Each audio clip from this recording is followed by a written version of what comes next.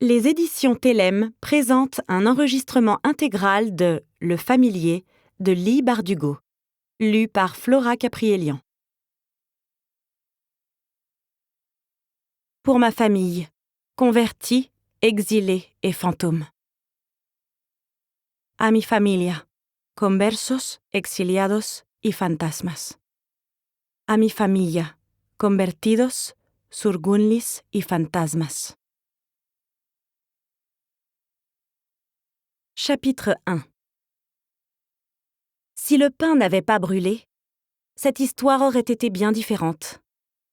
Si le fils de la cuisinière n'était pas rentré tard la veille au soir, si la cuisinière n'avait pas appris qu'il traînait avec cette dramaturge, si elle n'était pas restée éveillée à s'inquiéter pour la mime mortelle de son fils et à pleurer sur le sort futur de ses éventuels petits-enfants, si elle n'avait pas été aussi fatiguée et distraite, le pain n'aurait pas brûlé, et les calamités qui s'ensuivirent auraient pu être le lot d'une autre maison que la Casa Ordoño, sise dans une autre rue que la Calle de dos Santos. Si ce matin-là, Don Marius s'était penché pour déposer un baiser sur la joue de sa femme avant de s'en aller vaquer à ses occupations du jour, cette histoire aurait été plus heureuse. S'il l'avait appelée « ma chérie »,« ma colombe »,« ma beauté », s'il avait remarqué le lapis bleu à ses oreilles ou les fleurs qu'elle avait disposées dans le couloir, si Don Marius n'avait pas négligé sa femme pour se rendre aux écuries d'Hernán Saravia, afin de se repaître du spectacle de chevaux qu'il ne pourrait jamais se payer, peut-être Doña Valentina n'aurait-elle pas pris la peine de descendre à la cuisine, et toute la tragédie qui allait en découler se serait plutôt déversée dans le caniveau avant d'être évacuée vers la mer. Personne n'aurait alors eu à souffrir d'autre chose que des effets d'un bol de palourde tristounette. Doña Valentina avait été élevée par 2 parents froids et peu attentifs, qui ne ressentaient guère à son égard qu'une vague déception devant sa beauté fade, et donc la faible probabilité qu'elle fasse un bon mariage. Qu'elle n'avait d'ailleurs pas fait. La fortune de Don Marius Ordoño était sur le déclin. Des terres encombrées d'oliviers qui ne fructifiaient pas, et une maison aux belles proportions, mais sans prétention, dans l'une des plus belles rues de Madrid. Il était ce que Valentina pouvait espérer de mieux, étant donné sa dot quelconque et son visage encore plus quelconque. Quant à Marius, il avait épousé en premières noces une héritière rousse, qui était passée sous un carrosse et avait fini piétinée à mort quelques jours seulement après leur mariage, le laissant sans enfant, ni un seul sou de la fortune de ses parents. Le jour de ses noces, Valentina portait un voile de dentelle dorée et des peignes d'ivoire dans les cheveux. Don Marius, qui contemplait leur reflet dans le miroir trouble accroché chez lui au mur de la pièce principale, avait été surpris par l'élan charnel qui l'avait submergé, inspiré peut-être par les yeux pleins d'espoir de sa fiancée ou par le spectacle que lui-même offrait dans sa tenue de mariée. Non, en réalité, il était plus probable que son émoi soit à imputer aux cerises à l'eau-de-vie qu'il avait boulottées toute la matinée, se les fourrant dans les joues pour les mâcher lentement plutôt que de faire la conversation avec son nouveau beau-père. Cette nuit-là, il se jeta sur sa fiancée avec une passion frénétique, en lui murmurant des poèmes à l'oreille.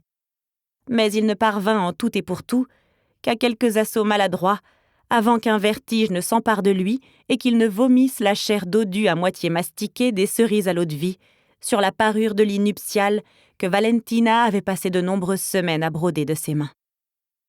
Au cours des mois et des années qui suivirent, Valentina repenserait presque avec nostalgie à cette fameuse nuit, car cette ardeur induite par les cerises fut le seul signe de passion ou même d'intérêt que Marius manifesta jamais pour elle.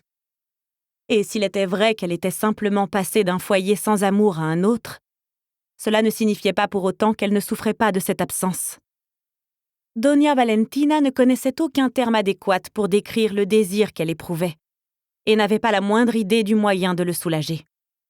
Aussi passait-elle ses journées à irriter leurs quelques serviteurs par de continuelles remontrances, tout en évoluant dans un état d'insatisfaction perpétuelle. C'est pourquoi elle descendit à la cuisine ce matin-là, non pas 1, mais 2 fois. La cuisinière étant devenue de plus en plus imprévisible à mesure que s'avérait l'obsession de son fils pour la dramaturge Quiteria Escárcega, Doña Valentina veillait à jeter un œil sur elle tous les matins. Ce jour-là, en descendant l'escalier, elle sentit la chaleur augmenter autour d'elle et fut accueillie par l'odeur caractéristique du pain brûlé. Il n'en fallut pas davantage pour qu'elle soit à 2 doigts de se pâmer de plaisir. Elle allait avoir quelque chose de tangible à reprocher à sa cuisinière. Mais celle-ci n'était pas là. Valentina décida donc de rester à l'attendre. Comme elle suait à grosses gouttes près de la cheminée, sa colère approchait dangereusement du point d'ébullition et lui soufflait une diatribe de plus en plus élaborée contre le gaspillage, la négligence et le caractère de la cuisinière dans son ensemble. Mais un coup retentit à la porte d'entrée de sa demeure, et Valentina devina qu'il s'agissait probablement d'un visiteur désireux de s'entretenir de leurs olives avec son mari. À moins qu'on ne vienne leur remettre une invitation. Les chances étaient minces, mais cet espoir seul suffit à la faire bouger. Il n'y avait personne d'autre qu'elle pour répondre à la porte de la Casa Ordoño.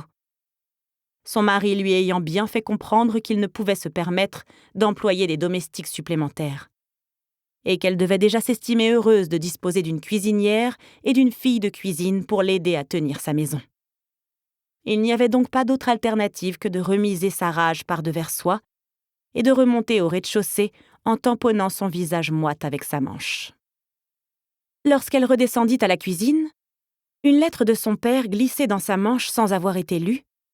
Elle entendit la cuisinière bavarder avec la nigaude trapue qui leur servait de fille de cuisine. Trimballant son odeur aigre de transpiration d'un pas incertain, la gamine avait coutume de déambuler à travers la maison, les yeux rivés sur ses pieds sans grâce. « Agueda !» lança Valentina en faisant irruption dans la cuisine. Sa voix vibrait de l'émotion typique de qui se sait en droit de passer un savon en bonne et due forme. « Peux-tu me dire pourquoi tu juges bon de gaspiller la fortune de mon mari, ainsi que mon temps, en faisant une fois de plus brûler le pain ?» La cuisinière posa sur elle son regard morne, les yeux rouges des larmes qu'elle avait versées sur son idiot de fils. Puis le tourna vers la table au centre de la cuisine, où le pain attendait dans sa poêle noircie. Avant même de poser les yeux dessus, elle aussi, Valentina sentit le rouge lui monter aux joues. Le sentiment d'être sur le point de subir une humiliation déferla sur elle avec la brusque violence d'une tempête. Le pain reposait là, petit coussin doré au centre de son berceau de fer. Sa surface bien gonflée brillait d'un beau brun ambré, sur une pâte parfaitement levée, parfaitement cuite. Doña Valentina aurait voulu examiner le pain, y planter le doigt et pouvoir la traiter de menteuse.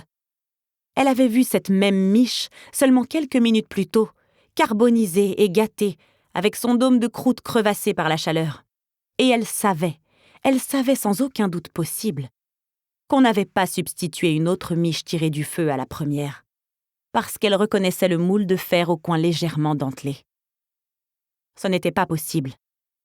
Elle ne s'était absentée que quelques minutes. « Elle me joue un tour », pensa Valentina.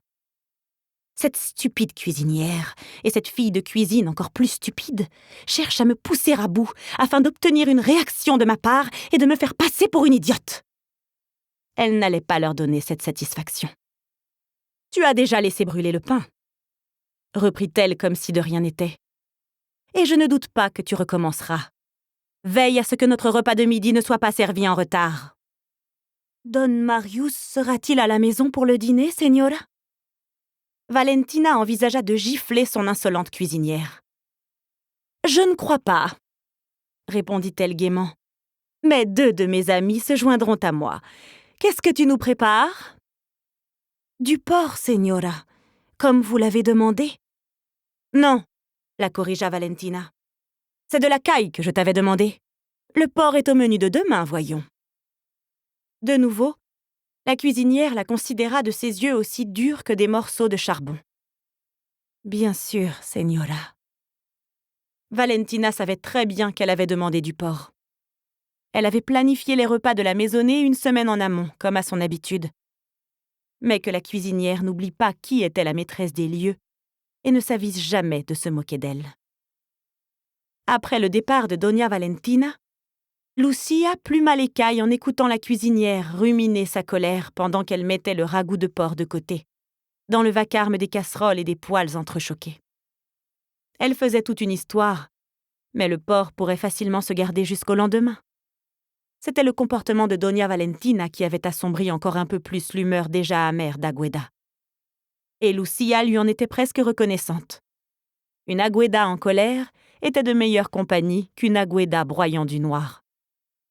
N'empêche, la tristesse de Doña Valentina déteignait sur tout. Et chaque fois qu'elle entrait dans les cuisines, Lucia redoutait que sa rancœur ne fasse tourner le lait ou ne gâte les légumes. Sa tante l'avait prévenue il y avait longtemps. Certaines personnes apportaient le malheur avec elle comme le mauvais temps. Et elle lui avait raconté l'histoire de Marta de San Carlos, qui, abandonnée par son amant, était allée se promener le long des sentiers verdoyants de l'Alcázar et avait pleuré si longtemps et si fort que les oiseaux s'étaient joints à elle. Des années après, quiconque entrait dans ces jardins et entendait les oiseaux chanter était envahi par la tristesse. C'était du moins ce qu'affirmait la tante de Lucia.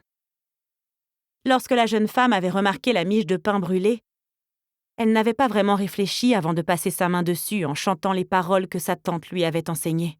« Aboltar casal, aboltar masal. » Changement de décor, changement de fortune.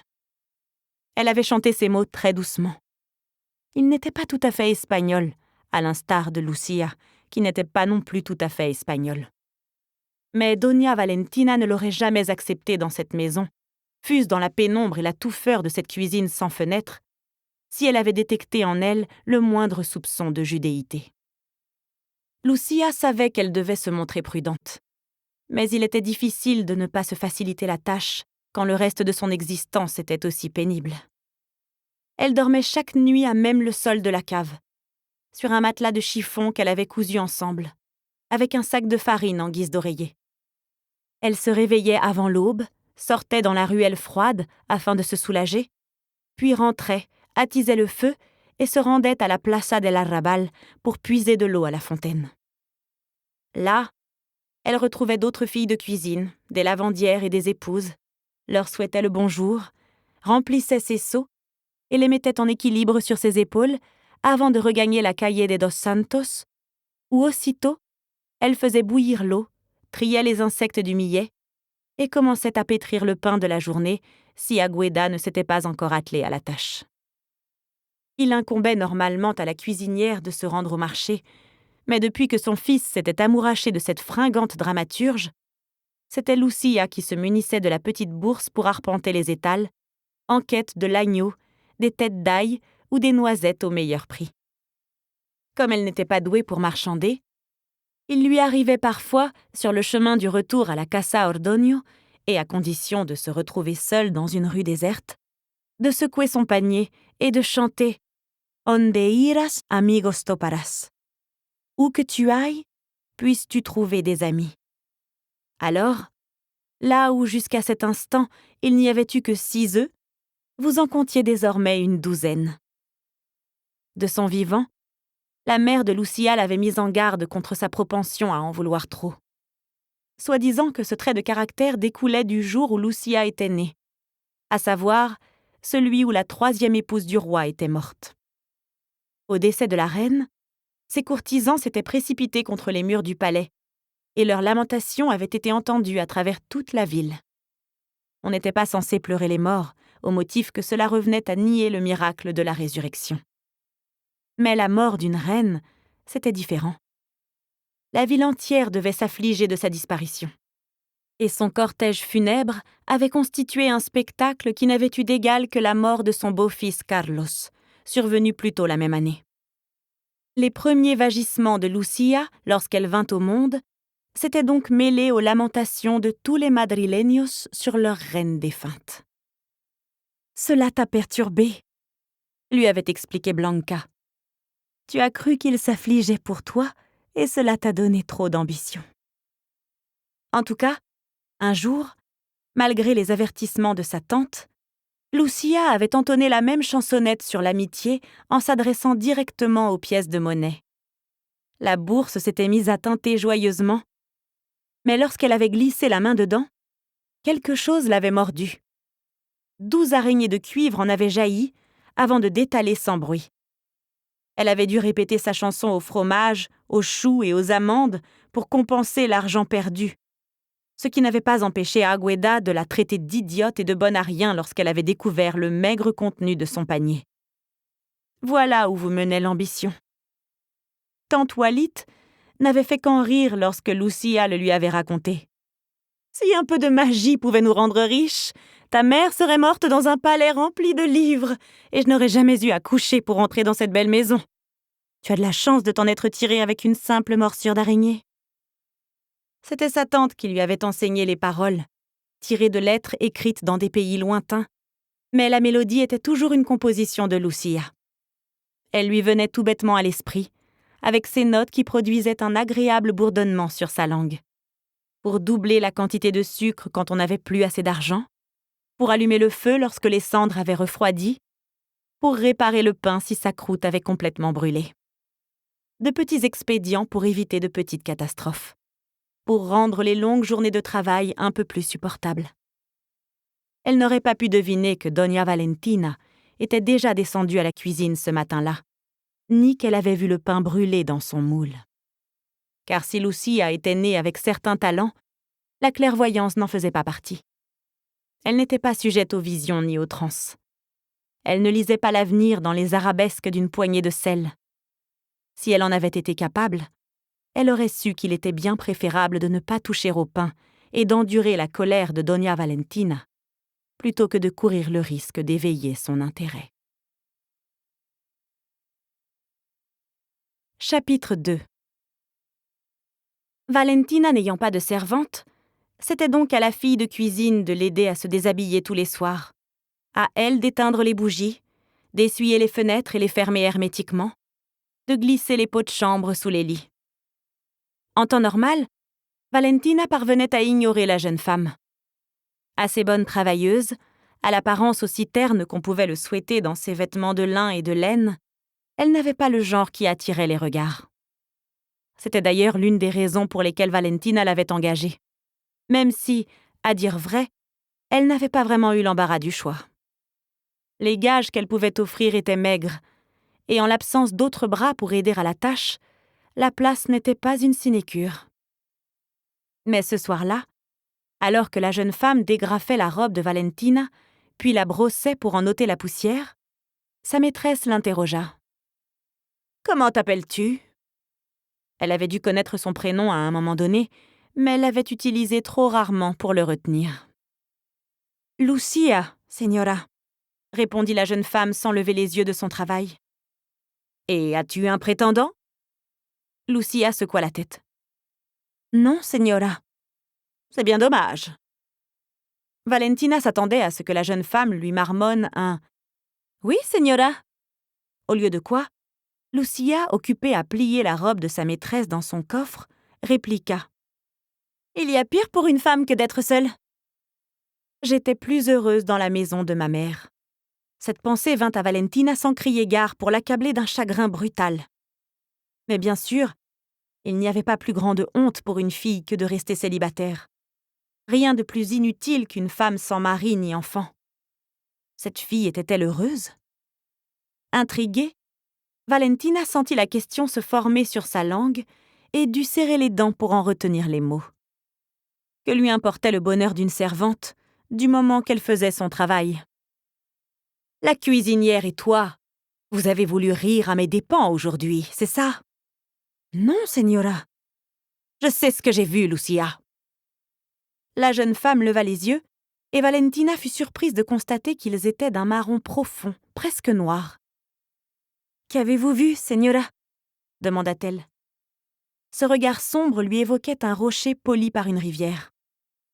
Valentina perçut avec une acuité désagréable leur isolement dans cette pièce, le silence de la maison, sa propre faiblesse.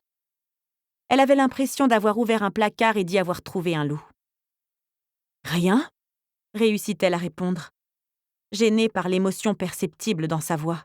« Je n'ai rien vu. » Elle se leva et traversa la pièce, sentant la raison lui revenir à mesure qu'elle mettait de la distance entre elle et la fille de cuisine.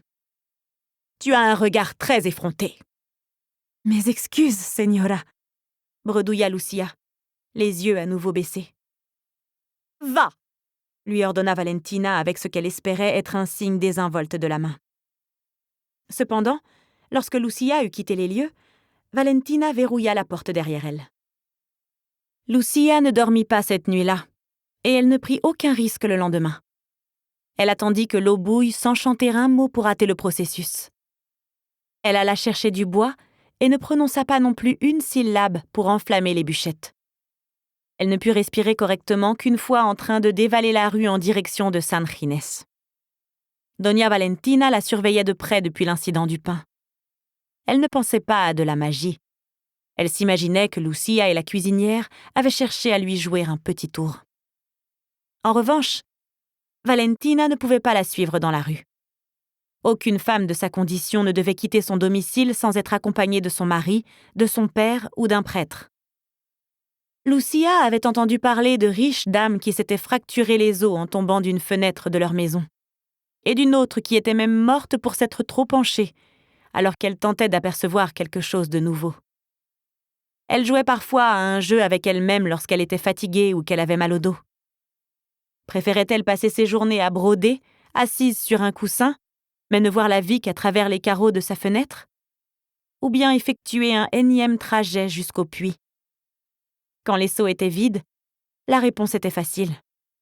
Elle l'était beaucoup moins lorsqu'ils étaient pleins. En passant devant la maison, Lucia sentit le regard que Doña Valentina posait sur elle depuis sa haute fenêtre. Mais elle s'interdit de lever les yeux et se rendit aussi vite que possible à San Ginés. Les tours et les détours dans les rues poussiéreuses lui étaient si familiers que la lieue du trajet fila sous ses pieds. La tante de Lucia n'avait pas manqué de lui rappeler qu'elle devait être vue tous les jours à l'église. Toutefois, lorsqu'elle pénétrait dans la nef sombre, c'était à sa mère qu'elle pensait, enterrée quelque part sous ses pieds. On enterrait toujours quelqu'un à San Ginés. Les pierres étaient soulevées, remises en place et délogées à nouveau, les corps redisposés pour faire plus de place. Blanca Cotado était morte dans un hôpital pour indigents. Son cadavre avait été transporté avec d'autres à travers les rues, afin que le clergé de la paroisse pût collecter des aumônes grâce auxquelles il célébrait des messes pour les défunts. Lucia avait 10 ans, et elle se souvenait des instructions de sa mère, des vraies prières qu'elle était censée réciter, secret écho dans sa tête. C'était un jeu auquel sa mère et elle avaient joué, disant une chose et en pensant une autre, se transmettant des bribes d'hébreu comme des assiettes ébréchées. Lucia ne savait pas si Dieu l'entendait quand elle priait dans les ombres fraîches de San Ginés, ni même s'il comprenait la langue qu'elle parlait. Parfois cela l'inquiétait, mais elle avait d'autres préoccupations ce jour-là. Elle sortit par la porte est de l'église et pénétra dans le jardin voisin où se trouvait la statue de la Vierge à l'enfant. « Elle pourrait très bien être Ruth », avait dit son père. « Ou Esther ». Mais sa mère, qui était issue d'une longue lignée d'hommes érudits, avait murmuré « Ces statues ne sont pas pour nous ». Les pieds de Lucia l'emportèrent dans une petite rue sinueuse qui menait à la Plaza de las Descalzas, puis à une maison en briques, dont le linteau de porte était décoré d'une vigne sculptée. Lucia s'y rendait toutes les quelques semaines, mais elle serait venue chaque jour si elle en avait eu la possibilité.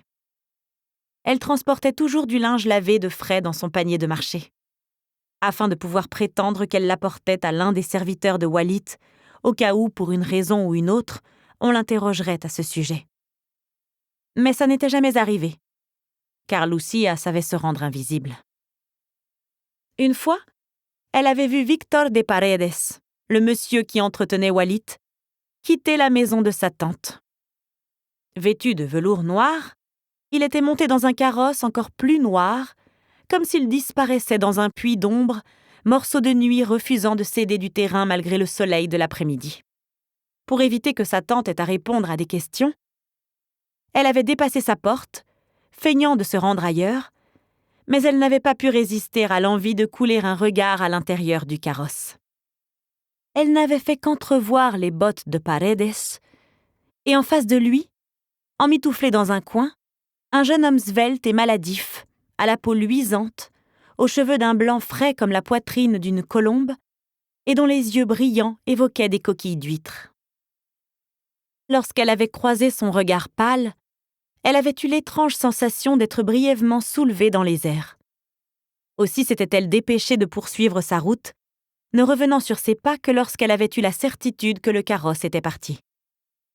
C'était encore l'hiver, si bien qu'elle avait été surprise de constater que les fleurs des amandiers coiffant les murs de la rue de sa tante avaient éclos. Leurs branches étaient alourdies par des touffes de pétales blancs qui tremblotaient sous la brise. Aujourd'hui, il n'y avait ni fleurs d'amandier, ni carrosse d'un noir d'encre devant la maison. Et tante Wallit lui ouvrit elle-même la porte pour la faire entrer en souriant. Dentelle rigide et velours noir étant à la mode, Wallit en portait chaque fois qu'elle quittait la maison, maintenant qu'elle était devenue Catalina de Castro de Oro, maîtresse de Victor de Paredes. Chez elle, cependant, dans son élégante cour où glougloutait une fontaine, elle portait des robes de soie colorées. Ses épais cheveux noirs ondulaient sur ses épaules en vagues parfumées à la bergamote. Lucia savait que sa tante cherchait ainsi à produire son petit effet. Un homme comme Victor de Paredes avait le goût de l'exotisme, et Wallit était encore plus excitante que le poivre de Guinée qui arrivait dans le ventre de ses navires. Les vaisseaux de Paredes ne coulaient jamais, quelle que soit la violence de la mer, et dans toute la capitale, les gens murmuraient que c'était le signe d'une faveur divine. Mais dans cette cour, lui-même chantonnait que son porte-bonheur n'était autre que Catalina de Castro de Oro. Et Lucia se demandait souvent si Wallit n'avait pas réussi à envoûter son protecteur, tant leur fortune était liée. « Toi, tu as un problème !» déclara Wallit, une fois sa porte refermée. Elle saisit le menton de Lucia et la dévisagea. Ses doigts ressemblaient à des pinces en fer. « Si tu veux bien me lâcher, je pourrais éclairer ta lanterne. » Wallit ricana. « Tu parles comme si tu étais en colère, mais c'est de la peur que je perçois. » Elle fit signe à Lucia de la rejoindre sur le canapé bas aménagé dans un coin de la cour et que décorait avec art tout un assortiment de coussins brodés. Rien de tout cela n'était à proprement parler mauresque, mais le côté un peu décadent de l'ensemble suffisait à contenter le goût de Paredes pour l'interdit. Et le cadre convenait parfaitement à Wallit. Tout en elle était doux et luxuriant, sa peau couleur miel, ses yeux lumineux. Lucia regrettait souvent de ne pas être née avec ne serait-ce qu'une infime partie du physique de sa tante. Mais Wallit se contentait de faire claquer sa langue et répliquait. « Tu n'es pas assez sage pour la beauté, Lucia.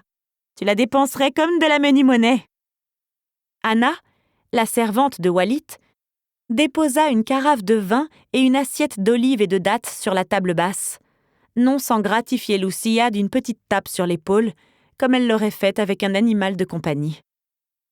C'était la seule servante de sa tante, femme corpulente qui coiffait toujours ses cheveux argentés en 3 tresses. Elle aimait jouer aux cartes, mâcher des graines d'anis et, plus important que tout, ne colportait jamais le moindre ragot. « Comment sais-tu que tu peux lui faire confiance ?» demanda Lucia lorsque la servante fut partie. « Elle a eu 1 millier d'occasions de me trahir et n'en a jamais saisi une seule. Si elle est toujours en train d'attendre le moment propice, il se pourrait fort qu'elle meure avant d'avoir tenté sa chance. » Wallit leur versa du vin dans de minuscules coupes de jade et reprit. « Pourquoi me poses-tu la question après tout ce temps ? Et pourquoi as-tu l'air aussi inquiète ? Il y a un sillon si profond entre tes sourcils qu'on pourrait croire que tu as reçu un coup de bêche sur le front. »« Laisse-moi rester chez toi, » répliqua Lucia sans en avoir eu l'intention. L'automne avait commencé et les feuilles des vignes qui s'enroulaient autour des colonnes de la cour avaient pris un ton orange lumineux et tombaient par endroits pour révéler les tresses grises et tordues des tiges. Les fruits avaient été récoltés depuis longtemps, puis portés au séchoir. Je ne supporte pas l'idée de retourner dans cette maison. Elle avait déjà assez de mal à souffrir cet endroit quand Doña Valentina lui inspirait de la crainte et de la rancœur, mais de la pitié. Être témoin de ces veillées solitaires à sa fenêtre, dans l'attente d'un mari qui en était à peine un, s'avérait intenable. « Ton père ne me pardonnerait jamais d'avoir corrompu ta vertu. » Lucia se renfrogna.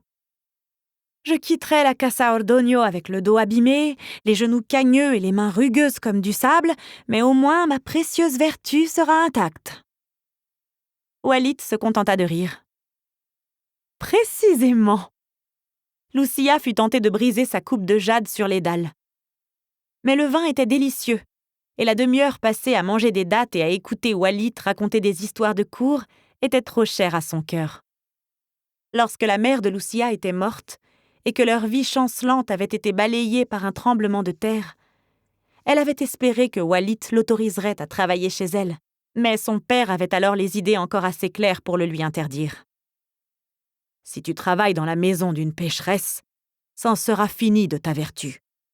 Tu n'auras jamais ni mari ni maison à toi. » Lucia avait bien du mal à se figurer comment elle pourrait faire la moindre rencontre lorsqu'elle passait toutes ses heures à travailler à la Casa Ordogno et à répondre aux requêtes de Doña Valentina. Lorsqu'elle se rendait au marché, elle scrutait avidement le visage de chaque jeune homme, et des vieux aussi. Mais elle était devenue trop douée pour se rendre invisible. Elle passait inaperçue des bouchers, des poissonniers et des fermiers. À 20 ans sonnés, elle n'avait jamais eu de prétendant, jamais embrassé qui que ce soit, à l'exception d'un ivrogne qui, l'ayant attrapée sur le marché, avait essayé de frotter son visage couvert de poils contre le sien avant qu'elle ne lui flanque un coup de pied dans le tibia. Elle en avait entendu et vu beaucoup. Des hommes et des femmes à genoux dans des ruelles étroites, jupes relevées, pantalons baissés, des beautés voilées dans leurs carrosses sur le Prado, belles dames et putains impossibles à distinguer dans l'obscurité, les propos grossiers qui fusaient des échoppes de la plaza. « À quoi reconnaît-on une femme bien ?» avait demandé un prêtre à un groupe d'artistes qui entrait dans l'un des mentideros. « À son habileté à l'aiguille !» avait répondu un jeune acteur en s'adressant à la foule. « Ou à son talent pour la conversation ?» avait-il poursuivi. « À moins que ce ne soit à sa capacité d'accueillir le membre d'un homme et de le presser jusqu'à ce qu'il voie Dieu !» avait-il crié.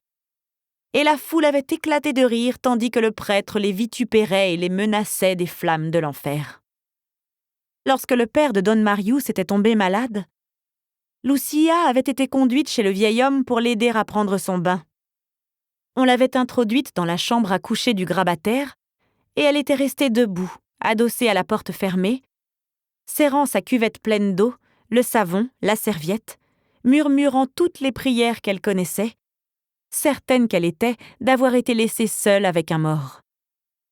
Elle avait scruté le corps desséché jusqu'à ce qu'elle remarque les mouvements ascendants et descendants de son étroite poitrine. Mais lorsqu'elle avait essayé de le baigner, il lui avait saisi la main et l'avait refermée autour de son sexe. Elle avait eu l'impression de tenir une souris entre ses doigts, avec son petit corps mou qui palpitait. L'homme avait encore de la force, mais elle avait utilisé son autre main pour lui obstruer le nez et la bouche jusqu'à ce qu'il la relâche. Elle avait gardé si longtemps la main appuyée sur le visage du vieillard que ses yeux chassieux avaient commencé à s'exorbiter.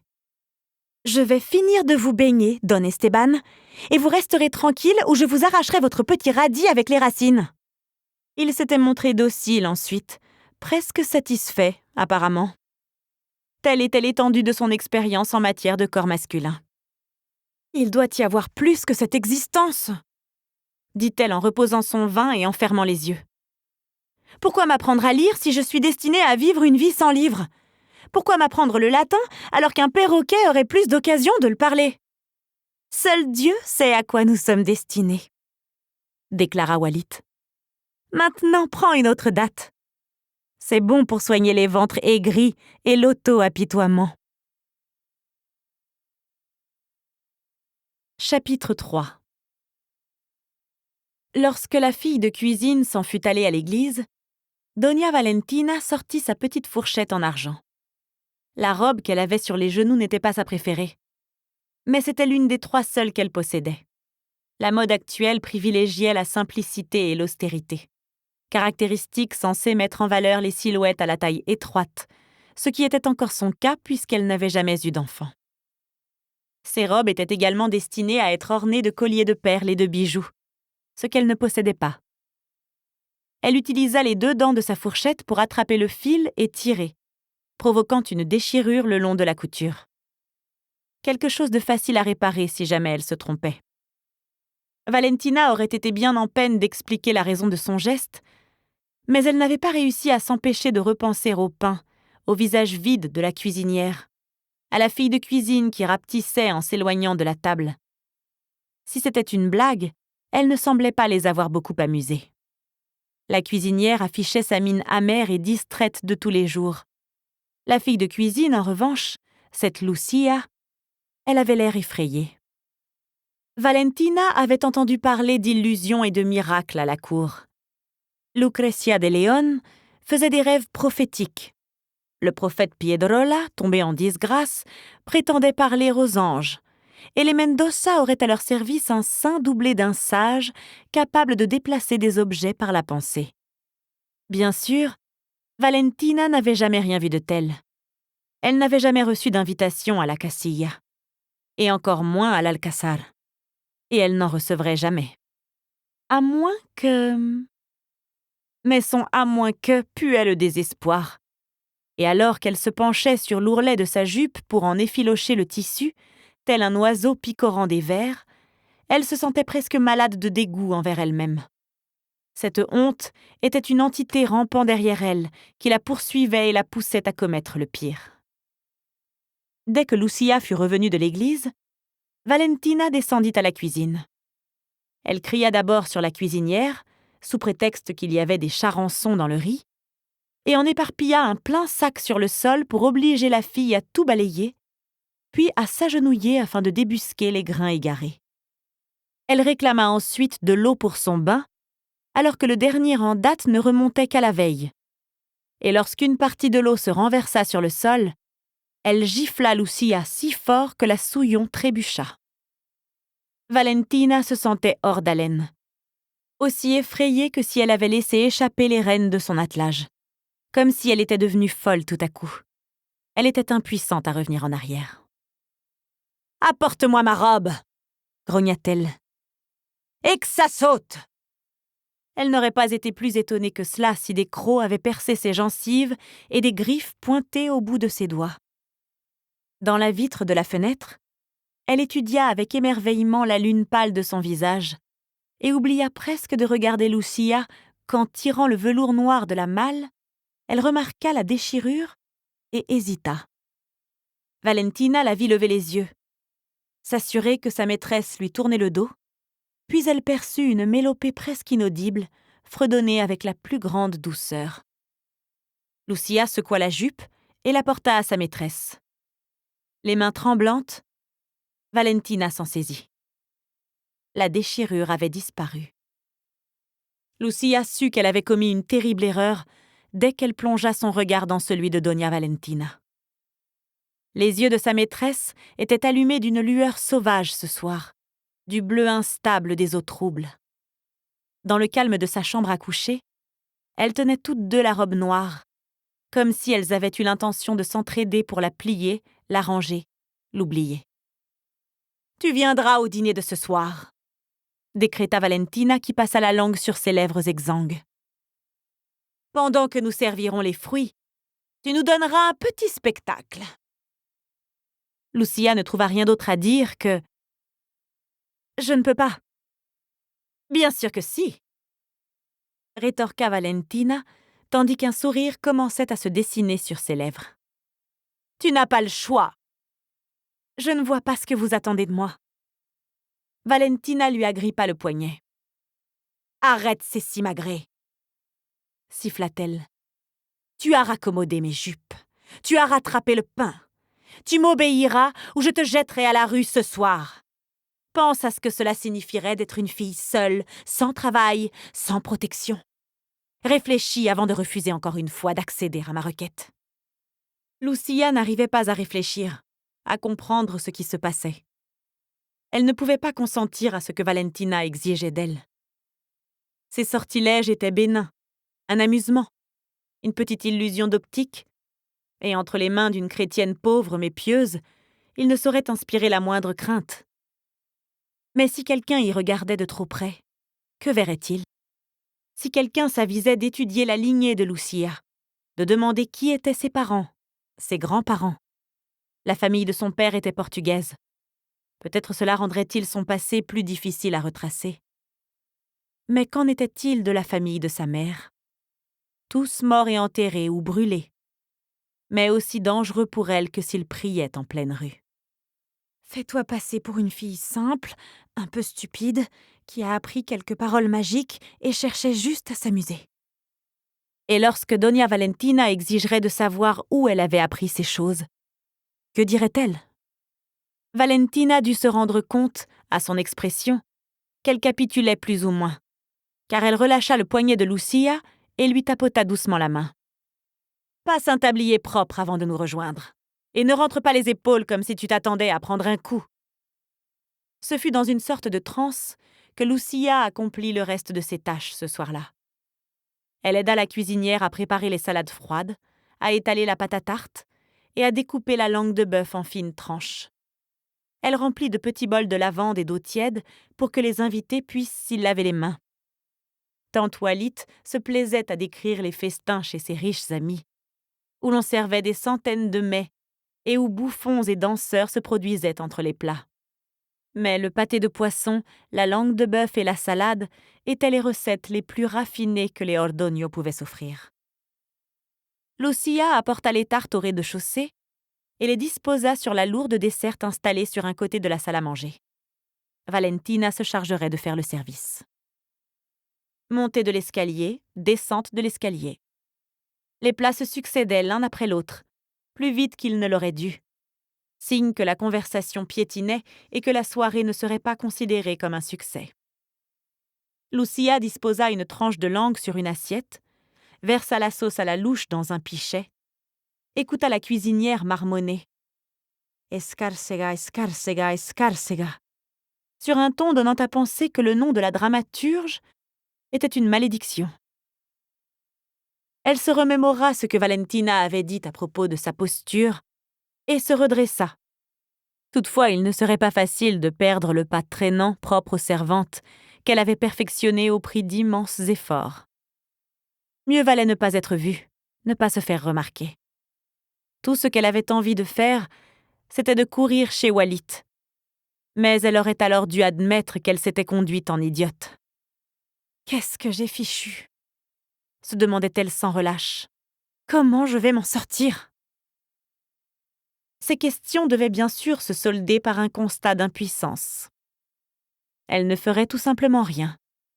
Elle se planterait en bout de table, l'air idiot, et se renverserait peut-être quelque chose dessus. Elle endurerait un peu d'humiliation, et Doña Valentina avec elle. Peut-être sa maîtresse la mettrait-elle à la porte, à moins qu'elle n'ait pitié d'elle, ou échoue à trouver une autre fille assez misérable pour accepter les maigres gages qu'elle proposait. Peut-être que les invités vont rentrer chez eux avant que les fruits ne soient servis. Lucia regarda les poires, rouges et gonflées de vin, apprêtées dans leurs jolis plats. Elle tendit l'oreille, dans l'espoir d'entendre le raclement des chaises indiquant que les convives se levaient de table, l'ouverture et la fermeture de la porte d'entrée à mesure qu'ils faisaient leurs adieux à leurs hôtes. Au lieu de cela, elle entendit seulement la voix de Doña Valentina, son chuchotement qui descendit l'escalier comme un doigt de fumée prêt à s'enrouler autour d'elle. « Lucia !» La cuisinière éclata de rire en voyant la fille de cuisine nouer un tablier propre autour de sa taille. « Tu mets ta plus belle robe ? J'ai entendu dire que Quiteria Escárcega avait 2 amants et qu'elle se laissait prendre par les 2 larrons en même temps. » répliqua Lucia, qui, rancunière, savoura un bref plaisir à voir la cuisinière ouvrir puis refermer la bouche. Elle s'empara des poires dans leur plat d'argent. « J'irai trouver tante Wallit, » pensa-t-elle en montant l'escalier. « Je m'installerai à Tolède pour y entamer une nouvelle vie. » Elle se ferait mendiante à l'instar de son père. Sauf que ce n'était pas un travail sûr pour une femme. C'est Lucia qui va faire le service, indiqua Doña Valentina lorsque la jeune femme entra avec les poires. Des bougies flambaient le long du buffet, sur la table du repas et le manteau de cheminée. Rien que de très banal dans une maison de la noblesse, mais Lucia savait qu'ils allaient manger du pain et des sardines pendant des semaines pour racheter la dépense. Don Marius s'était avachi en bout de table, l'air sombre et blasé. Consciente du silence, de l'absence de bavardage ou de rire, Lucia fit lentement le tour de la pièce, le plat de poire maladroitement logé dans le creux de son coude, tandis que son autre main tenait une encombrante cuillère. Elle sentait les yeux enfiévrés de Valentina sur elle, cependant que les autres convives l'ignoraient délibérément. Ses maîtres ne recevaient que 2 invités ce soir, Don Gustavo et sa femme couverte de bijoux. Lorsqu'elle fit enfin glisser la dernière poire du plat, Lucia se retourna, s'empêtrant les pieds dans sa précipitation à gagner la porte. « Lucia !» lança Valentina d'un ton sec. La jeune femme se figea, le plat en argent dans les bras. « A-t-elle fait quelque chose de mal ?» chuchota la femme, dont les rangs de perles étincelaient comme de la lumière sur l'eau. « Pose le plat et viens ici !» ordonna Valentina d'une voix haute et éclatante. « Lucia a quelque chose à nous montrer. Un petit divertissement pour nos invités. » La femme se pencha alors en avant. « Est-ce qu'elle chante ? Je suis friande de ces villancicos qu'on entend chanter sur le marché le matin. » Don Marius remua sur son siège. Doña Valentina sortit un petit pain brûlé de sa poche et le plaça sur la table. On aurait dit que quelqu'un avait jeté une pierre par la fenêtre et qu'elle avait atterri parmi les gobelets de verre précieux et les tranchoirs en métal démodé. Le rire qui monta de la gorge de Don Marius n'eut rien d'aimable.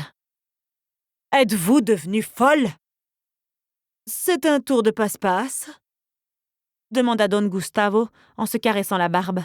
« J'ai rencontré une fille à Cordoue qui pouvait faire tenir une orange entière dans sa bouche. » Doña Valentina pinça les lèvres devant cette obscénité, mais ne put rien faire de plus.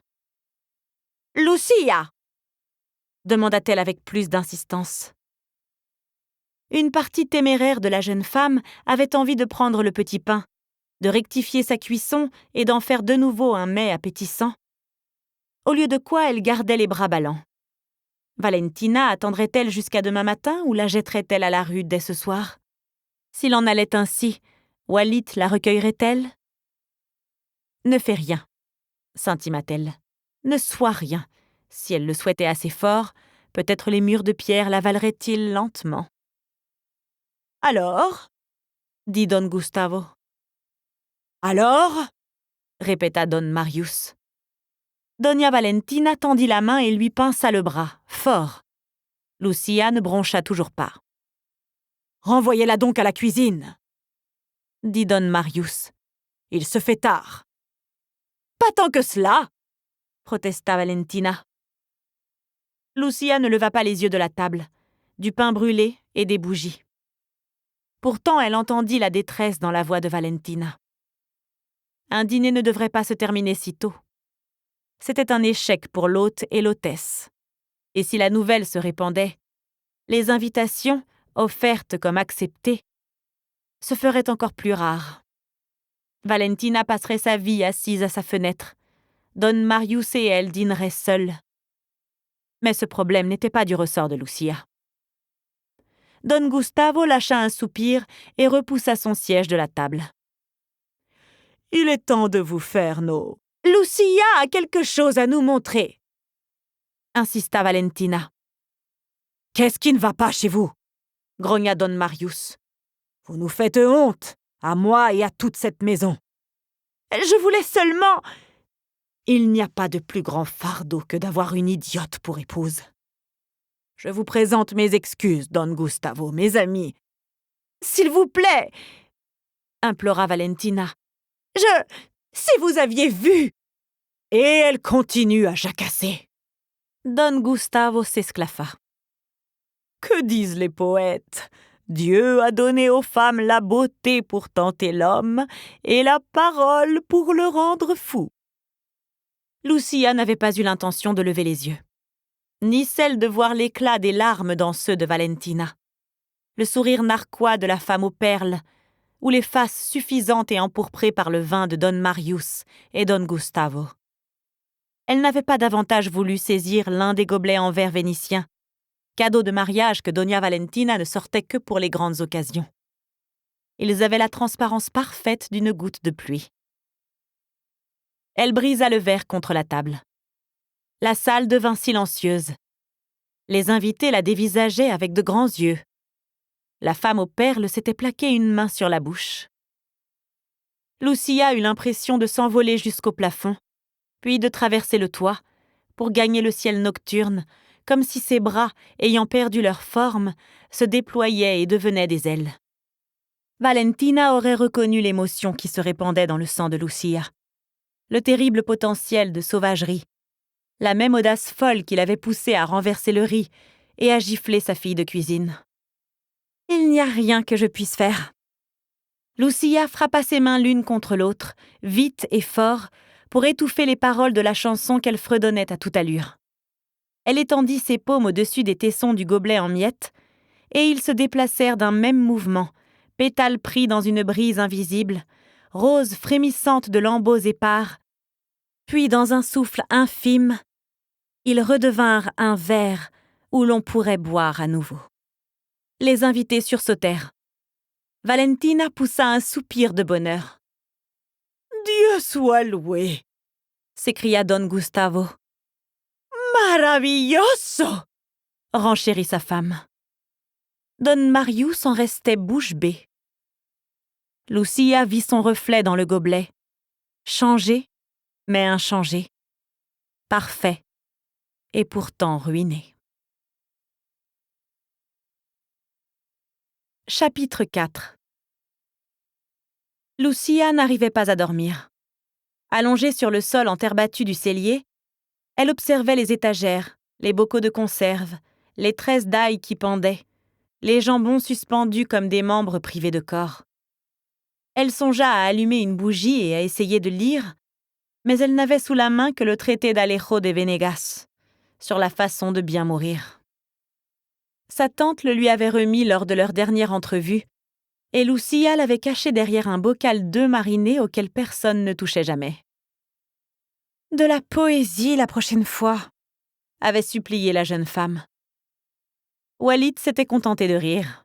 « Prends ce qu'on te donne et estime-t'en heureuse. » Cela étant, la jeune femme doutait que même la poésie puisse lui être d'un quelconque réconfort à présent. Malgré son envie de pleurer, elle se retint et scruta l'obscurité, incapable de mesurer pleinement la portée de son geste. Elle avait la sensation de se tenir au pied d'un mur dont elle contemplerait le faîte, sans aucun moyen de déterminer quelles étaient sa hauteur, sa largeur ou la forme du bâtiment. Regardait-elle un palais ou une prison ? « C'est fini, » se dit-elle. « C'est fait. Valentina s'est calmée. Le jour va se lever demain matin, tu te réveilleras, tu pétriras le pain et tu te rendras sur le marché, ce sera la fin de l'histoire. » Elle se répéta ces pensées réconfortantes jusqu'à ce qu'elle s'assoupisse enfin. À l'aube, l'air était froid et il n'y avait pas encore grand monde dans la rue, à part les chats, les fermiers et les pêcheurs qui s'interpellaient aux abords de la place. Elle s'approcha de la fontaine et remplit ses seaux en veillant à chasser toute pensée de son esprit. Lorenzo Bottas occupait sa chaise habituelle, près des étals de poissons. Il passerait sa journée là, à rendre la monnaie à ses clients et à emballer leurs maquereaux, puis finirait par s'endormir et son fils le hisserait sur ses épaules pour le ramener chez eux. « La garrucha », avait expliqué un jour Agueda. Ils ont pendu Lorenzo au plafond en lui accrochant des poids aux pieds. Puis ils l'ont laissé tomber, je ne sais pas combien de fois. Ses os ne se sont jamais remis en place. Pourquoi les inquisiteurs l'ont-ils emmené ? Pour une blague sur la Vierge, une blague salace. Lorenzo a toujours été un vieux dégoûtant. Peut-être qu'il marcherait encore s'il avait avoué plus tôt. » Tout en regagnant la maison, Lucia s'efforçait de ne pas penser aux rotules du vieil homme en train de se déboîter. Elle n'était plus la jeune femme qui s'était tenue dans son tablier propre devant la table du dîner, mue par la pitié ou la colère, ou quelques sentiments tout aussi inutiles. La soirée s'était déroulée comme dans un rêve. Le verre n'était pas le moins du monde un verre, mais une bulle de savon, née pour éclater dans le même souffle. Si elle pouvait simplement arrêter d'y penser, peut-être les événements disparaîtraient-ils du passé. Lucia caressait son idée de non-pensée avec la précaution qu'elle aurait mise à recueillir la fameuse bulle de savon entre ses mains. Il n'y avait dans sa tête que des questions de farine, d'eau et de fabrication du pain. Le feu de cuisson était-il assez chaud? Comme les pelures d'oignons étaient fines sous ses mains rugueuses. Leur chair ne manquait pas de lui faire monter des larmes aux yeux lorsqu'elle les éminçait. Elle nota l'arrivée d'Agueda à la porte de la cuisine, le bruit de ferraille qui monta des casseroles et des poêles, dès lors que la cuisinière s'attela au travail de la journée. Les ruminations de l'acariâtre créature étaient réconfortantes aujourd'hui. Lucia ne pensait assurément pas au fait que Doña Valentina n'était pas descendue les harceler ce matin. Elle s'abstint de tendre l'oreille lorsqu'un coup fut frappé à la porte d'entrée, dont l'écho se répercuta à travers les pièces du rez-de-chaussée. Les visiteurs étaient rares à la Casa Ordoño, et on ne les y voyait jamais aussitôt. 20 minutes plus tard, on frappa à nouveau, un martèlement brutal, semblable à un claquement de sabots sur le pas de la porte. Lucia siffla. Son couteau venait de manquer une gousse d'ail et lui avait entaillé le doigt. Agueda lui abattit sa cuillère en bois sur la main. « Imbécile! Arrête de mettre du sang plein les légumes !» Lucia enroula un morceau de tissu autour de l'index blessé et continua son travail. Agueda chantait maintenant, comme si la vue du sang de Lucia lui avait amélioré l'humeur. Le heurtoir de fer continua de cogner, toute la matinée. Agueda fit claquer sa langue contre ses dents. « Qu'est-ce qui se passe là-haut? Quelqu'un est mort? » « Peut-être, » songea Lucia. « Peut-être. »« Lucia !» La voix de Valentina se faufila jusqu'à la cuisine. Elle avait le pas si léger ce matin qu'elle semblait danser dans l'escalier. Et malgré la faible lumière des lieux, ses joues avaient un éclat inhabituel. « Suis-moi. » Valentina conduisit Lucia jusqu'à ses appartements au premier étage. Elle n'avait jamais connu le plaisir de l'attente. La cour que lui avait faite Marius avait été solennelle et brève. Quant aux préparatifs de son mariage, ils avaient tenu de la négociation d'affaires. Le jour où elle avait quitté la maison de ses parents, c'était avec autant de faste qu'on en met pour déplacer une armoire d'un mur à l'autre. Mais à présent, elle se sentait soutenue, portée dans les airs. Bien qu'elle n'ait jamais forcé sur la boisson, cette sensation était si nouvelle, si vertigineuse, que Valentina n'avait aucun doute. Il s'agissait bien d'ivresse. « Regarde !» dit-elle. Elle balaya sa coiffeuse d'un grand geste de la main. Dans leur chute désordonnée, les bouts de papier pliés qui s'y trouvaient lui firent penser à des flocons de neige. Interloquée, Lucia regardait cette abondance, en fille n'ayant jamais goûté au sucre, à qui l'on présenterait un festin de gâteaux. « Ce sont des invitations !» expliqua Valentina. « Je sais. Comment aurez-vous les moyens de nourrir tout ce monde ?» Valentina eut envie de la gifler. Sans doute ne devrait-elle pas s'en priver. Mais elle était troublée de découvrir que l'idée ne lui semblait plus aussi judicieuse. Ce n'était pas de la peur, se dit-elle.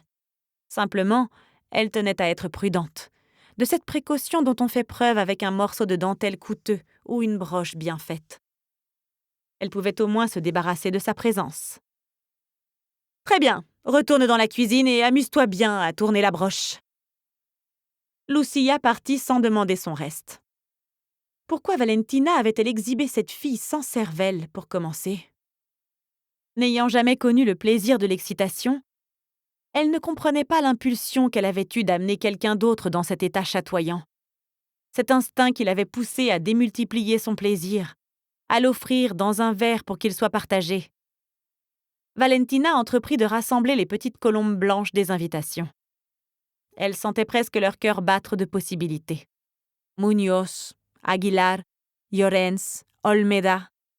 Des noms solides, à défaut d'être illustres. Certainement meilleurs que le sien. Si ces gens avaient invité Valentina, c'était seulement pour l'obliger ainsi à les inviter en retour, ce qui leur permettrait d'entrevoir le miracle. Elle n'avait pas de lourds chandeliers d'argent, ne pouvait louer de bons musiciens pour complaire à ses invités. Elle ne saurait leur servir ni faisan ni pêche au safran. Elle n'avait que Lucia, têtue et maussade. Têtue et maussade, sentant l'humidité et habillée de façon si miséreuse que l'impression produite ne manquerait pas de se refléter sur leur foyer. Elle se précipita vers sa malle. Une dame raffinée aurait donné une de ses robes élimées à Lucia. Mais Valentina n'avait aucune robe qu'elle puisse se permettre d'offrir. La triste vérité, c'était que Lucia avait raison. Valentina ignorait comment elle allait nourrir tous ses invités lorsque le jour viendrait de rendre l'hospitalité. Or, si elle ne pouvait pas faire preuve de réciprocité, elle se trouvait dans l'impossibilité d'accepter une seule invitation. Toutes ces précieuses colombes s'envoleraient. « Je vais emprunter !» Marius se tenait dans l'embrasure de la porte. Valentina en fut si étonnée qu'elle se laissa retomber le couvercle du coffre sur les doigts et dut ravaler son glapissement de douleur. Dissimulant ses mains derrière son dos, elle pensa alors qu'elle ne se souvenait plus de la dernière fois où elle avait vu son époux à la porte de sa chambre. « Nous aurons de la viande à servir à nos invités !» Elle esquissa une petite révérence. « Ce qui s'est produit est une bonne chose », ajouta-t-il. Elle était partagée entre la joie d'entendre ses louanges et son désir de lui crier que ce n'était pas une simple chose qui s'était produite. Ce n'était pas la main de Dieu faisant bouger les étoiles ou la pluie qui tombait sur la ville. Elle, Valentina, s'était fiée à ses soupçons. Elle avait piégé la jeune femme pour l'obliger à révéler son don et peut-être à changer leur destinée. Était-il blasphématoire que de voir les choses ainsi ? En tant que péché, l'orgueil lui était aussi peu familier que l'excitation. « Elle n'est pas brillante !» déclara Valentina. « Ni jolie !» renchérit Marius. « Mais peut-être n'est-ce pas une nécessité ?» Valentina s'interdit de regarder son reflet dans le verre, la tache qui formait son visage ordinaire. Pourvu que Marius ait raison, que la vie n'exige pas la beauté, mais la volonté. Dans les jours et les semaines qui suivirent, Lucia ne sut jamais comment Don Marius réussit à payer les bougies qui arrivaient, liées par leurs mèches telles des gerbes de blé, l'agneau, le porc et le poisson du vendredi, les vins sucrés ainsi que les sachets d'épices. Elle montait et descendait l'escalier, s'émerveillant de la vitesse à laquelle la nouvelle s'était répandue, savourant les soirées où Doña Valentina et Don Marius dînaient chez des amis plutôt qu'à la maison. Les domestiques entendaient les chuchotements des hidalgos et chuchotaient à leur tour dans les arrière-cuisines et sur les marchés. Doña Valentina avait une servante qui accomplissait des milagritos sous son toit. Jusqu'à quel point ces petits miracles étaient-ils miraculeux ? Difficile à dire. Tout cela n'était peut-être qu'un tour de passe-passe, mais bien réalisé. Et l'occasion d'un tel divertissement ne vous dédommageait-elle pas d'une soirée au cours de laquelle Don Marius éclusait tout votre vin et où vous deviez endurer la conversation soporifique de Doña Valentina ? On affluait donc à la Casa Ordoño, où l'on ingurgitait le triste ragoût et les restes de viande que servait la maîtresse de maison. On subissait son bouillon tiède et ses commérages tout aussi tièdes. Puis, lorsque les tourments avaient assez duré, Valentina s'excusait et appelait la fille de cuisine. Tous les soirs, Lucia servait les fruits. Et tous les soirs, l'une des invitées de Valentina se voyait offrir une coupe élancée dont le verre arc-en-ciel brillait à la lumière des bougies. L'invité choisi le prenait, étourdi, entre ses mains. Puis, parfois avec la bravade nerveuse qui accompagne un léger blasphème, ou avec l'assurance théâtrale d'un joueur abattant une carte gagnante, Elle fracassait la coupe sur le sol. Les autres convives criaient et sursautaient, feignant la surprise. Comment pouvait-il être pris au dépourvu alors qu'il s'agissait d'un passage obligé? Lucia s'interrogeait, mais ne leur posait pas la question. Chaque soir, elle frappait dans ses mains ou tapait du pied pour dissimuler les paroles qu'elle chuchotait. La mélodie s'envolait de ses lèvres comme un nuage d'étincelles pris dans un courant d'air. Les morceaux de verre tourbillonnaient et se réassemblaient. La coupe retrouvait son intégrité. Chaque soir, les invités poussaient des cris et applaudissaient. « Comment fait-elle » demandait-il. « Quelle est l'astuce ?»« Allons, allons » répliquait Don Marius en souriant à Lucia en père affectueux. Il agitait le doigt, comme un métronome fixant le rythme à suivre. « Ce sont ses petits secrets. »« Est-elle muette ?» demanda une femme un soir. Les perles qui pendaient à ses oreilles étaient aussi grosses que des œufs de caille. « Une servante qui ne peut pas parler ?» ajouta son mari. « Dios, si seulement nous pouvions tous avoir cette chance !»« Es-tu muette, Lucia ?» demanda Don Marius avec la même chaleur, en homme généreux toujours prêt à faire un cadeau. C'était la première fois qu'il lui adressait autre chose qu'un ordre, et encore plus certainement la première fois qu'il prononçait son nom. Lucia ne leva pas les yeux, mais n'en eut pas besoin pour imaginer les mains de Valentina tordant sa serviette sur ses genoux, agrippant le tissu comme pour serrer la main de Lucia et l'inciter à parler. Qu'elle ne la mette pas dans l'embarras, qu'elle fasse plaisir à Don Marius, comme rien d'autre ne semblait en mesure de le faire. « Non, Seigneur, » répondit-elle. « C'est seulement que je n'ai rien à dire. » Elle avait beaucoup de choses à dire, au contraire. À propos du maigre ragoût, de ses perles d'oreille, du prix du sel et de la découverte désagréable qu'elle venait de faire, à savoir que même la magie pouvait devenir une corvée. Mais ce n'était pas ce que les convives voulaient entendre. « Ça ne m'a jamais arrêté, moi !» lança le mari qui provoqua l'hilarité générale. « Si je pouvais vraiment accomplir des miracles, » se dit Lucia, « vous n'auriez pas le rire aussi facile. » Plus tard ce soir-là, elle dénoua les tresses de sa maîtresse. Valentina exigeait qu'elle les lui natte si serrées que son visage semblait s'affaisser à l'instant où la tension se relâchait. Lucia brossa les mèches de cette nuance trouble entre le blond et le brun, avec la sensation d'avoir une rivière paresseuse entre les mains. « Cela ne peut pas continuer, » dit-elle sans interrompre le rythme de ses coups de brosse, surprise et ravie du poids de ses mots. Valentina lui prit la main. La sienne n'était pas tout à fait celle d'une femme aisée. Elle avait dû s'acquitter de trop nombreuses tâches pour avoir la police d'une oisive. « Cela va continuer ou je te jette à la rue. » Mais la poigne de Valentina était celle d'une femme qui se raccroche à une corde mouillée, redoutant de lâcher prise et de plonger dans la mer. Elle regardait s'éloigner un bateau rempli d'invités, un galion illuminé, bourdonnant de commérage et de plaisir. Lucia croisa le regard de Valentina dans le miroir. « Je ne pense pas, non. »« Qu'est-ce que tu veux ?»« De l'argent. »« Je n'en ai pas. » Alors il n'y aura plus de miracle. Valentina tendit la main et retira la perle du lobe de son oreille gauche. Celle-ci n'avait rien à voir avec les perles chaudes et brillantes qui pendaient aux oreilles de son invité de tantôt. C'était néanmoins la seule que Lucia ait jamais tenue entre ses doigts. Le bijou ne lui servirait à rien, bien sûr. Si elle essayait de le vendre, elle serait accusée de vol.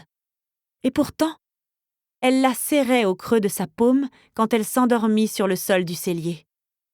Cette lune qu'elle avait arrachée au ciel, alors qu'une telle chose n'aurait pas dû être possible. Un trésor qui lui appartenait en propre. Chapitre 5. 10 jours s'écoulèrent avant que Lucia ne soit autorisée à aller à la messe, tant Doña Valentina avait inventé de corvées pour l'empêcher de sortir de la maison. « Tu pourras aller à l'église dimanche prochain, » se lamentait-elle. « Ce sera assurément suffisant. » Lucia examinait les gibiers à plumes fraîchement vidés, sortis pour le dîner de ce soir-là. Leur nudité, la pâleur de leur corps semé de picots avaient quelque chose d'accusateur. Elle avait encore des crampes dans les doigts après s'être plumée. « C'est de mon âme dont nous discutons », répliqua Lucia en baissant la voix, comme si le diable lui-même pouvait entendre. « Ça doit donc sûrement être suffisant. » Lucia savait que Valentina n'aurait aucun scrupule à la condamner à la damnation éternelle, si cela lui assurait une place à la bonne table. Mais il serait très préjudiciable qu'on ne voie pas Lucia aller à l'église, communier, se confesser. Dans la faible lumière de la cuisine, la jeune femme regarda sa maîtresse évaluer la différence subtile entre un petit miracle et le crime de sorcellerie. « Agueda !» commença Valentina. « Je vais à la messe à Saint-Sébastien », déclara la cuisinière. « Mais !» Elle fut interrompue net par le couperet d'Agueda, qui trancha le cou de chaque oiseau sur la table dans une série de bruits sourds et décisifs qui lui firent bien entendre son point de vue. « Je suis cuisinière, pas chaperon. »« Très bien, » concéda Valentina. « Mais ne traîne pas. Je veux que tu sois de retour dans l'heure.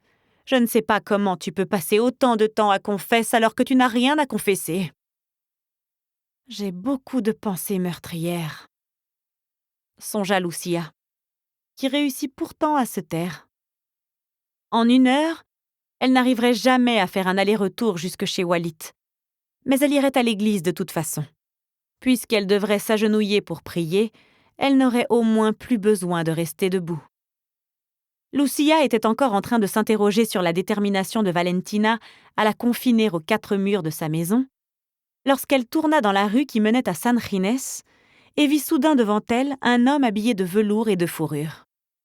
« Señorita ?»« Gardez vos sous, Seigneur. Je suis une femme vertueuse », rétorqua-t-elle avec autant de vigueur qu'elle le put, rassurée par les badauds qui allaient et venaient dans les parages. Lorsqu'un homme riche s'approchait d'une servante, il ne pouvait lui vouloir qu'une seule chose. « Señorita Cotado, je suis domestique à la Casa Olmeda et ma maîtresse m'a chargée de vous demander si vous envisageriez un changement de position. Elle peut vous offrir des gages et une situation bien meilleure. » Lucia ralentit le pas.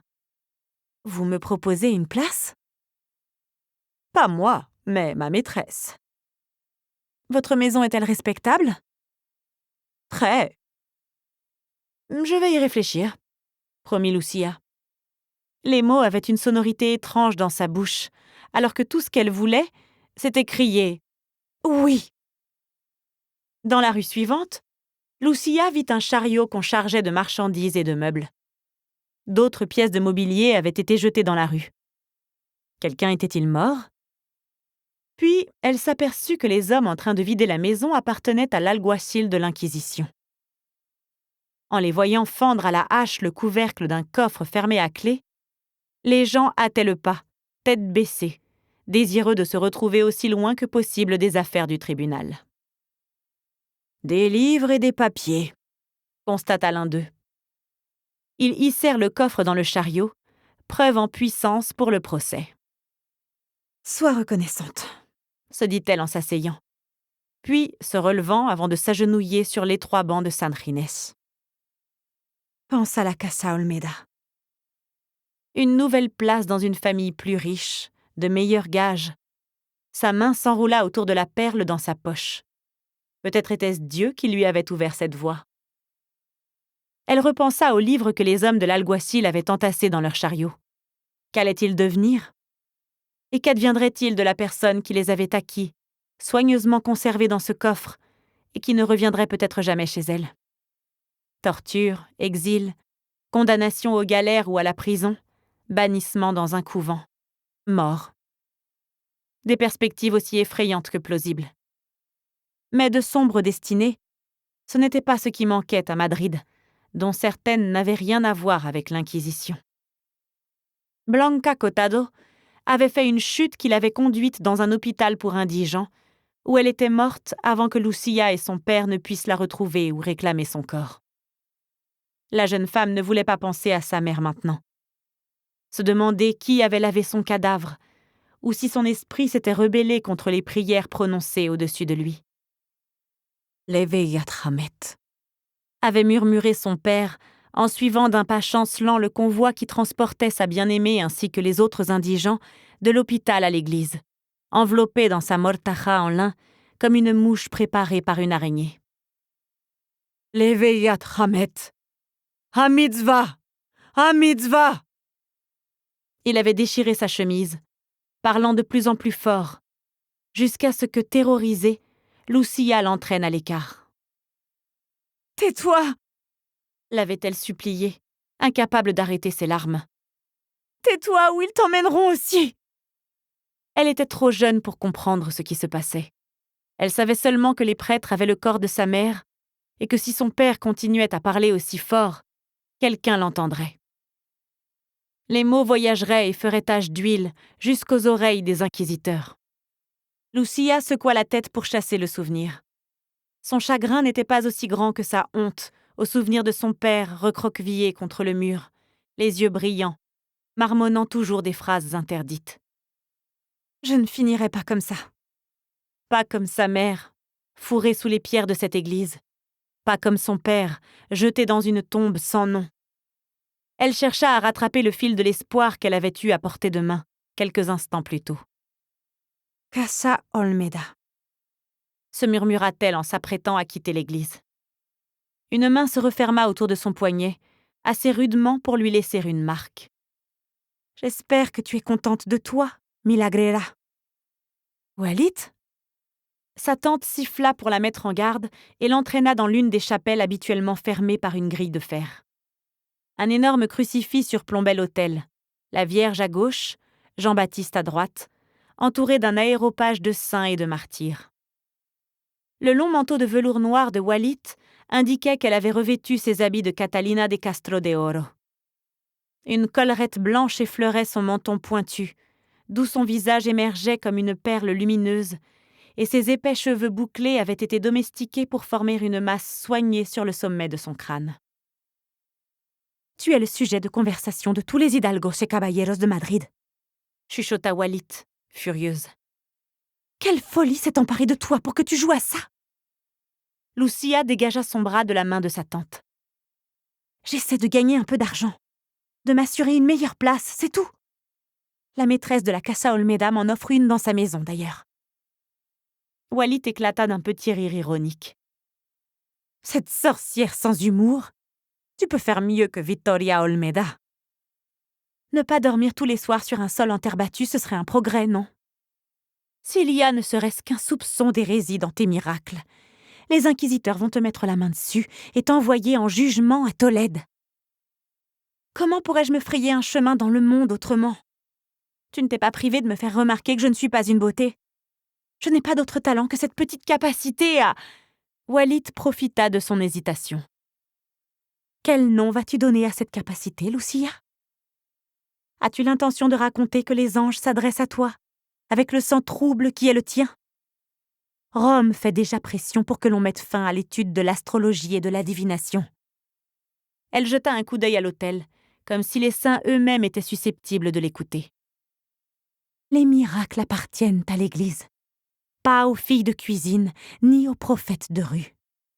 Tu n'es pas une beata, s'adonnant à ses bonnes œuvres. » Lucia sentit une colère frénétique lui tordre la gorge. Douleur qui, si elle n'y prenait garde, se transformerait en larmes brûlantes et lui donnerait l'air d'une enfant. Elle prit une longue inspiration afin de refouler le mélange amer de panique, de rage et de quelque chose sans nom qui avait la forme d'un oiseau, égaré dans les chevrons d'une bâtisse alors qu'il cherchait le ciel. « Je ne peux pas rester dans la position où je suis !» réussit-elle à protester.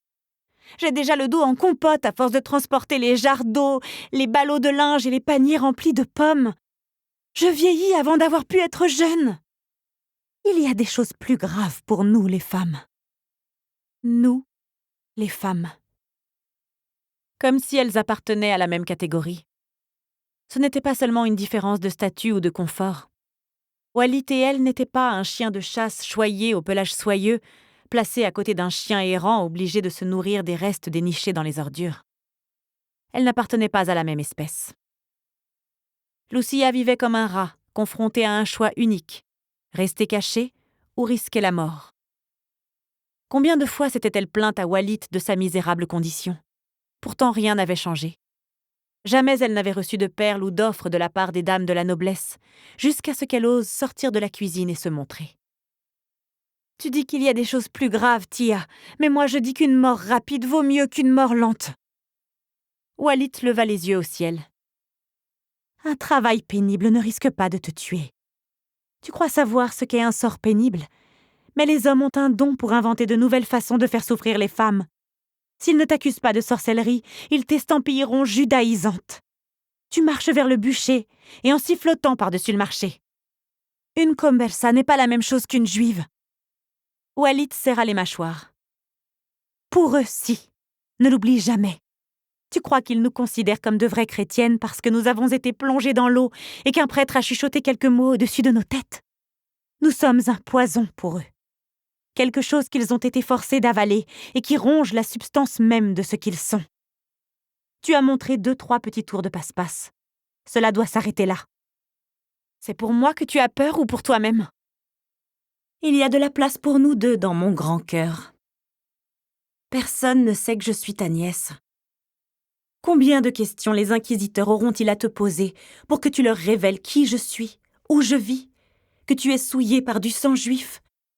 Ne vois-tu pas où cela nous mènerait? Où est passée ta propre peur, Lucia? Elle était toujours là, bien vivante, à se tortiller au point de la réveiller en pleine nuit, tels les cris d'un nouveau-né. Bien sûr qu'elle avait peur. Mais elle n'était pas désolée, alors qu'elle avait une chance de mettre les circonstances à profit. Sa mère et son père avaient disparu de la terre comme s'ils avaient été consumés, comme s'ils n'avaient jamais été là du tout, sans avoir été célébrés, ni chantés, ni pleurés par personne d'autre que Lucia et Walid. Mieux valait vivre dans la peur que dans un mécontentement éreintant. Mieux valait oser s'aventurer sur ce nouveau chemin, plutôt que de continuer sa descente, lente et sinistre, sur la route choisie pour elle. Au moins, le paysage serait différent. Elle fouilla dans sa poche et tendit la perle de Valentina à sa tante. « Pourrais-tu la vendre pour moi ?» Walid se saisit de la boucle d'oreille et l'examina à la lumière. « Tu travailles vraiment pour des gens pauvres, n'est-ce pas? Ça ne vaut pas un clou. » « Tu ne pourras pas la vendre alors? » « C'est de la camelote qui ne vaut pas un clou, mais c'est quand même une perle. Tu ne l'as pas volée, n'est-ce pas? Je ne vendrai pas de bijoux volés. Même mes amis ont des scrupules. C'est un cadeau. » « Tu veux dire qu'on t'a soudoyé, à mon avis? » « Cela dépend sans doute de quel point de vue tu te places, » rétorqua Lucia. « Qu'as-tu l'intention de faire avec l'argent? » « Je ne sais pas encore. »« Naturellement. Je m'achèterai un chapeau orné de plumes d'autruche. Tu ferais tout aussi bien de jeter ton argent dans la rivière. » Nous espérons que vous avez apprécié cet aperçu. Pour continuer à écouter ce livre audio sur Google Play Livres, utilisez le lien dans la description de la vidéo.